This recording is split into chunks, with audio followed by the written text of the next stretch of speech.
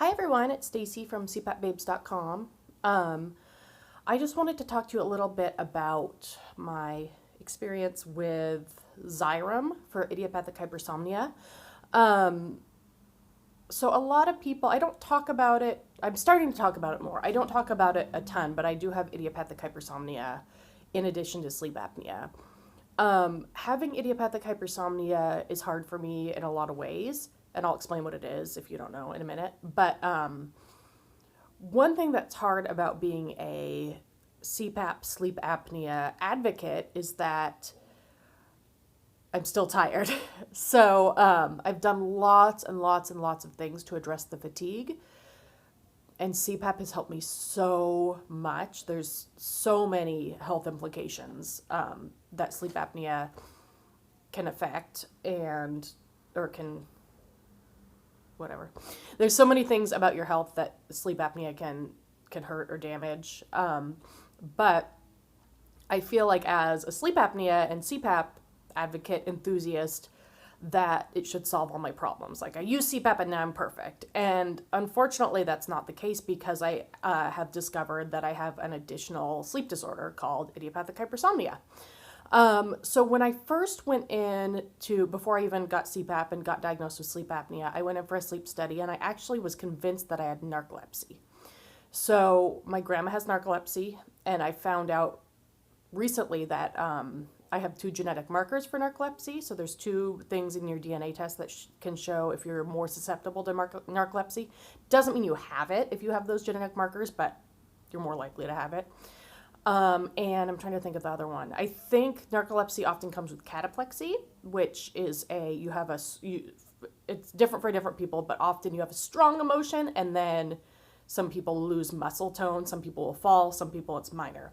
So my grandma had narcolepsy with cataplexy, and she actually has not, she's been dead for a long time, but she didn't fall or have cataplexy a lot like some people do, but she had it maybe a handful of times that my mom remembers. I didn't talk to her about it because this is way before, and I was only 9 when she died. So I do not have cataplexy, but I've been on antidepressants for quite some time, and what I have read is that that antidepressants can suppress cataplexy.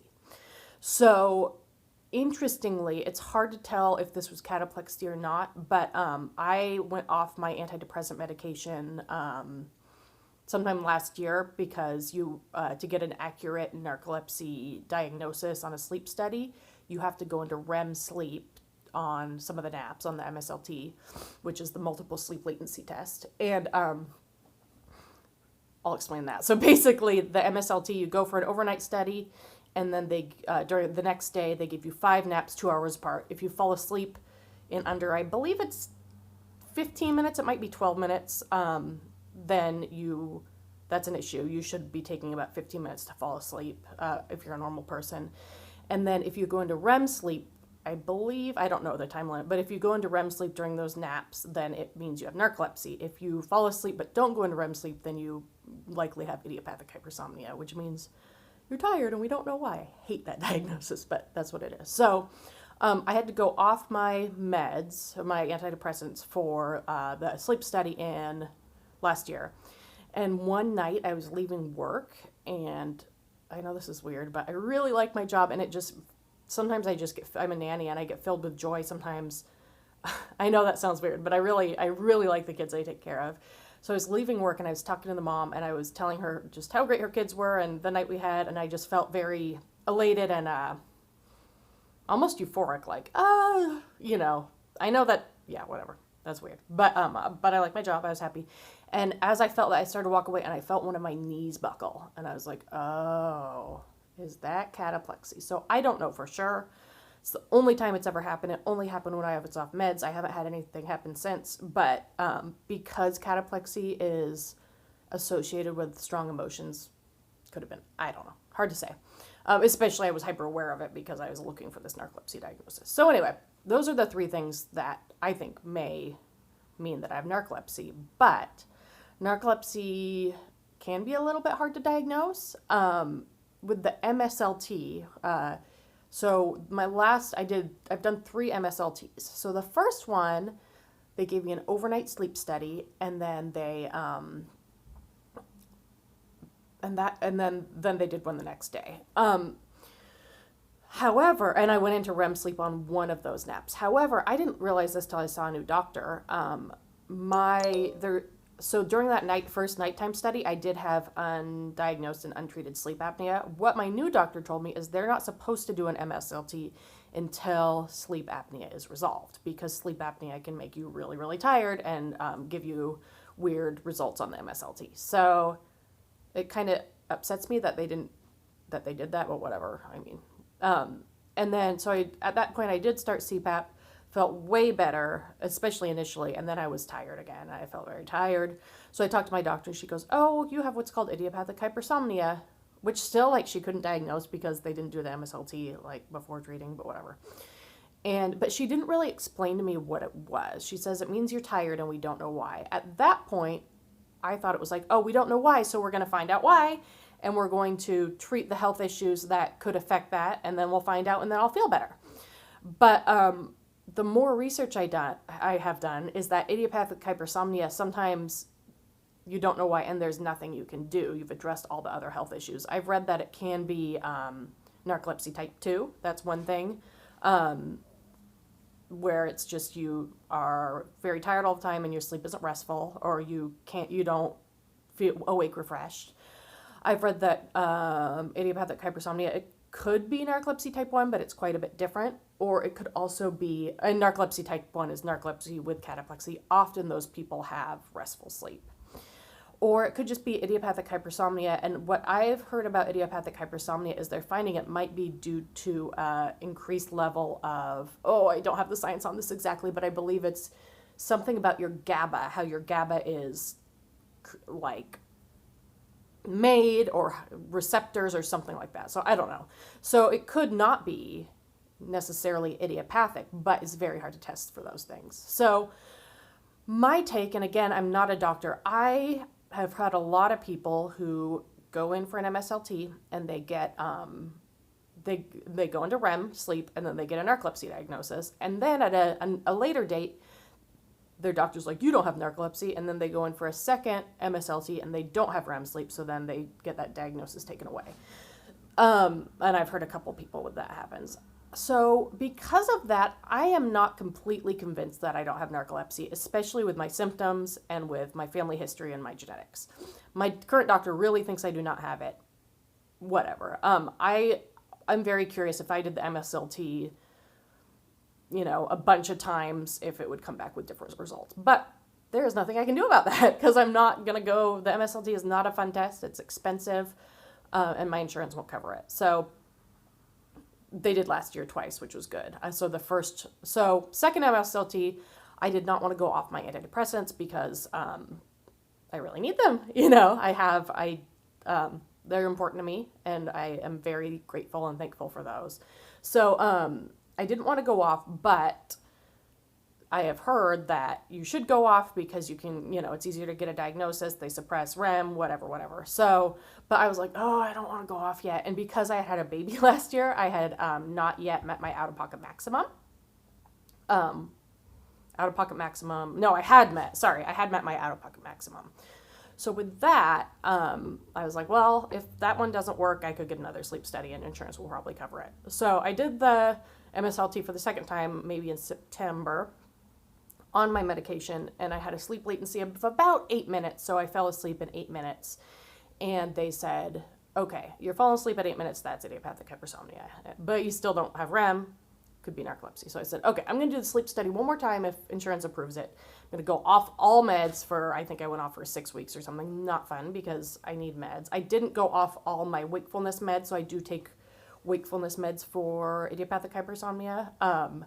I didn't go off for the full 6 weeks, but I went off at 2 weeks before. So they wouldn't affect it. So during that sleep study, they found that, again, I did not go into REM sleep, but I fell asleep in 90 seconds. So that's very intense. My sleep doctor that I was seeing at that point, really, really good, but I almost feel like my IH, idiopathic hypersomnia, has gotten worse since I had a baby. Everyone says that's just from parenting, which it's not. I mean, it could be, but my kid actually sleeps pretty well.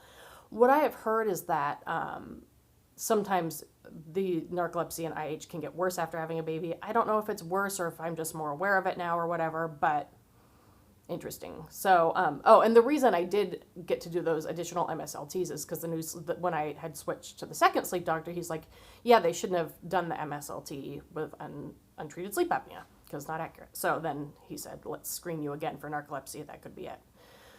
So, did the third MSLT, I fell asleep in an average of 90 seconds, and this is off all medication. So, on antidepressants, my sleep latency is a little longer, which is good, and then I do take some stimulants, which help too, which is good, because I have to be safe to work and drive and all that. So, I'm tired a lot. I don't fall asleep randomly like some people.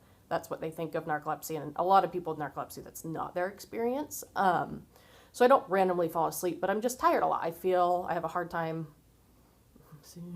What do I have a hard time with? No, I have a hard time. I have brain fog, that sort of thing. So, my second sleep doctor that I saw, really, really good guy. Send me a message on Instagram if you want his name, because he's awesome.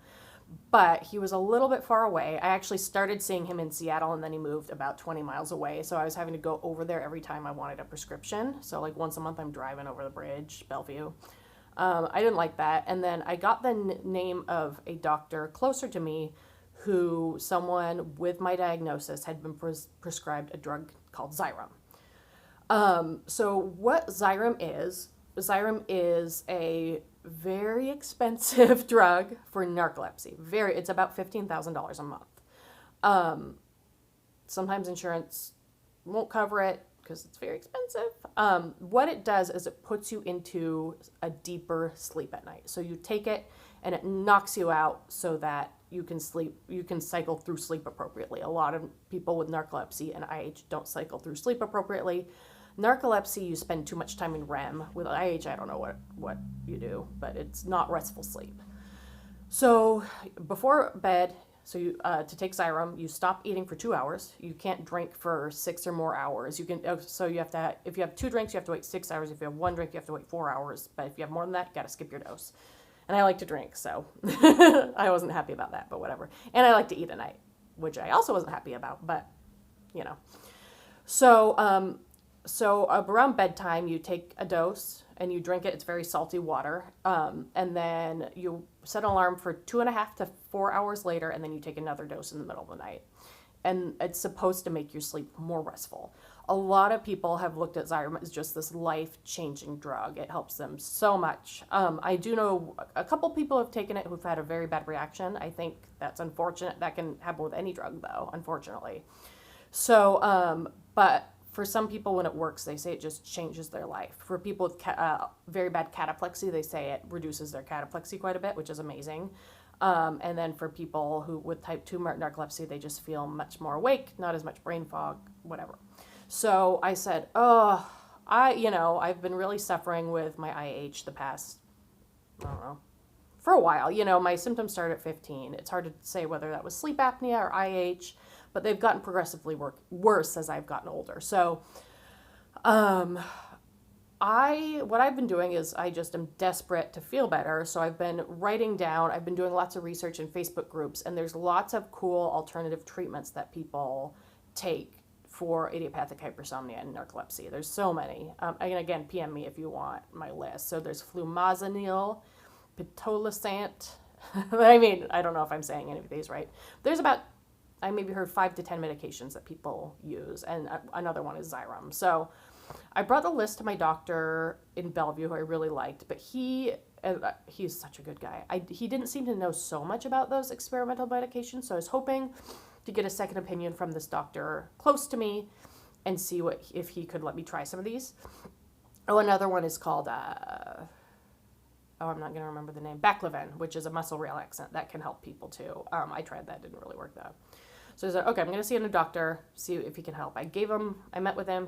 I gave him my list of experimental medications, and he's like, I see all these medications, they're kind of touch and go. The best drug that has the potential to work the best is Xyrem. I'm like, one, I don't want to quit drinking. Sorry, maybe I'm a lush. 2, it just seems to me very regimented. Like you have to do everything. You have to be on a very solid routine. But I'm like, well, I'm desperate, so I will do whatever I can do to feel better. So he said, you know what, your insurance isn't going to cover it. I don't think you can get assistance for it. So if your husband, I get my insurance through my husband. He said, if your husband gets better insurance, there's lots of big tech companies in Seattle. If your husband were to get a job there, my husband's a chef, but he sometimes will cook at some of those companies if they have a employee program.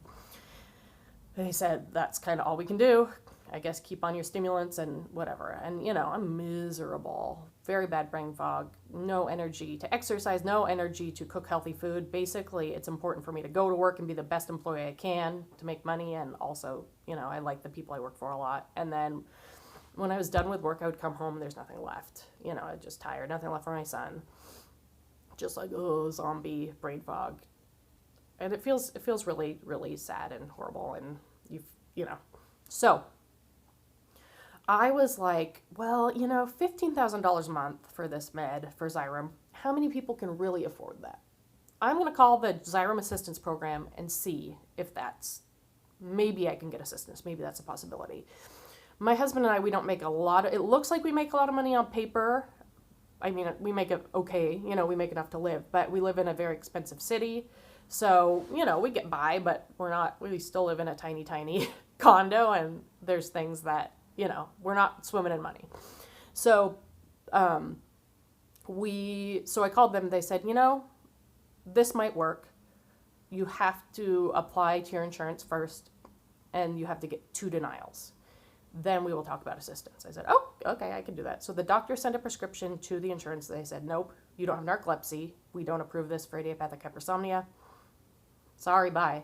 My doctor wrote a really nice appeal letter, and they took a month to respond, and they're like, no, sorry, you don't have narcolepsy. Peace. I didn't really expect it to work. So I applied to the Xyrem Assistance Program. They're very, very fast. I'm very grateful for that. I had to send them my tax return to show my amount of income for my family, and, you know, we have 3 people living there with my son, and then I faxed it to him. Okay. Side note, don't have FedEx fax something for you. It was at $179 a page, and I sent my whole tax return. It was $65 to send a fax. Ridiculous. Anyway, I was really mad, but whatever. So I sent that to them, and within a couple days, they're like, hey, we got your application. You're into the assistance program. And then shortly after that, I was able to get my medicine mailed to me. It's a very highly controlled medicine, and that's because it converts to GHB in your body or something. I don't know. Again, don't know the science. Which people use as the date rape drug. It is different than GHB or Rohypnol. Well, maybe it's not different it's a little different. But, you know, they don't want that getting into the wrong hands. So it's highly controlled, which I get. So they send it, FedEx overnight, they sent it to me, and I took oh my gosh, I'm at work and a kid is up. So a couple minutes. I took my first dose Saturday night. I was really worried I wasn't going to wake up in time for my second dose. I was really worried if my son woke up, I wouldn't be able to hear him. So my husband was home the whole time, and then he left at 6 a.m., and then I had my brother come at 8 a.m. To check on me and check on my son. But the nice thing is it didn't put me out so that I wasn't aware or able to wake up. I didn't need to wake up, luckily, but I took my first dose at, I believe, 10. So I drank during my son's birthday party. We had it at a brewery. So I had a beer during the day, but it was over 6 hours until my first dose. Took it at 10, and then I didn't sleep very well. I felt like I was kind of up. I thought I would just be like out and done and whatever, but I was actually just fine. Woke up about 2.5 hours after my first dose. Then I did wait 4 hours, got up, took it, and then slept. And, you know, the first day, the morning was laggy, but I felt a lot better in the afternoon. I was so happy. So I was very busy on Sunday after getting what feels like finally a good night's sleep. It's not as good as it could be. I feel like I was waking up a lot, but I think it does take a while to adjust. You get on a dose and then you titrate up from there. So you take different doses every couple of weeks. You up your dose to get to the best dosage for you. So Sunday I just got so much done, and felt so good. I wasn't like perfect like energy, but I just felt good. And then same with yesterday, again, kind of laggy in the morning, but I got a lot done. And what's so nice is, you know, my health is really suffering. Not only is my self-esteem and my follow-through and my self-worth struggling, my diabetes runs in my family, and it's really important for me to address my weight. You know, I've put on a lot of weight, which is just normal, but it's the more I weigh, the higher risk I am for type 2 diabetes, which runs in my family. So it's important for me to be able to exercise and eat healthy, but I've been so tired that I don't have the energy to exercise, and I don't have the energy to cook healthy food or prep anything. Like, it's been really, really hard. People will be like, well, here's an easy way to do it. I'm like, no, I do not have the energy to do it the easy way. I drink protein shakes, which is like the easiest thing. I don't even have the energy sometimes to throw something in a blender. So I wish I could convey how tired I am. But if you're out there with idiopathic hypersomnia, you know. So I've taken Xyrem for 3 nights now. It's very, very good for me. I know I said I don't want to quit drinking, but I don't need to be drinking. It's empty calories. It's bad for me. I think that also makes me put on weight. So stopping drinking at a certain time of day, and you know, I'm not really day drinking, so very often, maybe on the weekend sometimes, but so stopping that, and then you have to stop eating 2 hours before bed. This has all been very, very good for me because 2 hours before bed, that's when I like to eat. So I have to have and it's the promise of I'm going to stop eating and this med is going to work better, is very, very motivating. So yeah, it's been good so far. I definitely have the energy. I've gotten out to exercise, either walking with my son or walking around the neighborhood. I did the treadmill a little bit last night, except for I set my son in the exercise room in my condo with an activity. He was like over it after 6 minutes. So, but I have gotten some exercise. So I'm very, very hopeful. I definitely don't feel like the best in the world, but I feel much, much better. I feel like I have real energy. With stimulants, you just kind of have like fake stimulant energy and it doesn't feel good. But I feel like I'm starting to build up the real energy, which I'm so excited. You know, I'm excited to get back in shape and take better care of my health and, you know, just be there mentally and physically for my son more because he's so fun. And I love him, and for my husband and my friends. And I'm really optimistic that Xyrem is going to help me lead a more normal life because it's been really hard. I'm not going to lie. I did a post on the CPAP Babes blog lately about idiopathic hypersomnia and how it affects me. And it's been hard. So anyway, that is my story so far. I'll try to update you soon. I'm sorry. I know I get so much flack for my videos of the lighting and, you know, that it's the shadows and whatever. But I don't, if I tried to make my videos perfect, I wouldn't do it. So this is what you get. This is me. This is real. This is me. This is real. I'm genuine. I've been watching The Bachelor and they all say that and they're full of it. But, so sorry for the low production value. I just realized I don't even have the stupid video turned the right way. Again, sorry. But, that's what you get. And I guess I have a couple people following me now, so so I can't be that bad, right? So anyway, I have some really big stuff coming up with CPAP Babes, a video, actually real professional video coming up with a big, cool company. So I'm hoping I'll share that with you as soon as I can. I was on a podcast with CPAP Babes. I put that on the Instagram and Facebook. I'll try to get it up on the blog too, the Future Tech Podcast. Maybe I have my own podcast with another fun sleep apnea person coming out. I don't know. So thank you for watching. I'm so happy and hopeful, and let me know if you're in Seattle and you want names of the doctors that I've been seeing. They're really good ones. I probably wouldn't recommend the first one that I saw. So yeah, send me a message. Messages on here don't really get through, but hit me up on Instagram. Instagram's probably the best place to send me a message. Sometimes I am a little slow getting back, but sorry. I got a lot going on. Thank you. Have a good week, and I am so excited to keep you updated on my journey. Bye!